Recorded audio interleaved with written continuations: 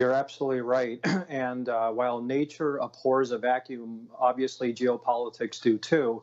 And what I think is going on here, especially with Russia and China, is that these polemical statements that, if you will, that both Joe Biden and Vladimir Putin threw at one another within the first 100 days of Biden's administration, I think are really going to set the stage for what the future of U.S.-Russia relations is going to look like under this administration, meaning you're going to see some saber-rattling, a lot of talk, and not too much action. Right. You mentioned the warships.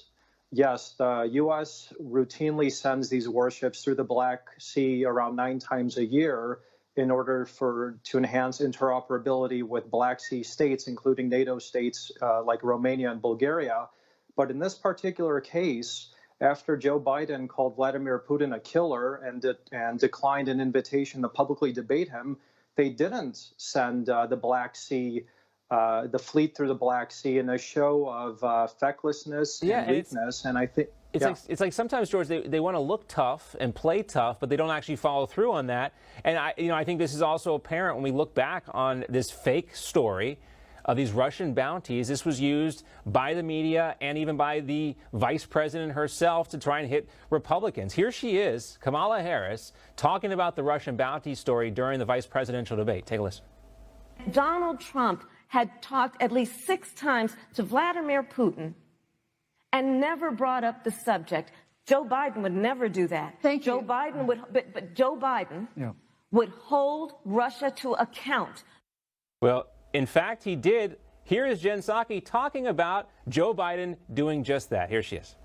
And also to raise matters of concern, including the SolarWinds hack, reports of Russia placing bounties on United States soldiers in Afghanistan, interference in the 2020 election, the poisoning of Alexei Navalny, and treatment of peaceful protesters by Russian security forces.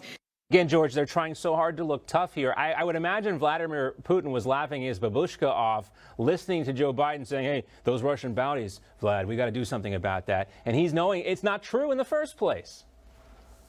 Well, not only wasn't it true, even when the report came out initially, if you read it, it stated that U.S. intelligence felt that this was a low to medium probability scenario in which the Russians were paying the Taliban bounties, as if the Taliban needed extra motivation to start killing our troops after we've been there for close to 20 years. What I thought was equally as disturbing as these nonsensical comments rooted in complete disinformation by both Vice President Harris during the debate and Jen Psaki most recently was actually Liz Cheney. Liz Cheney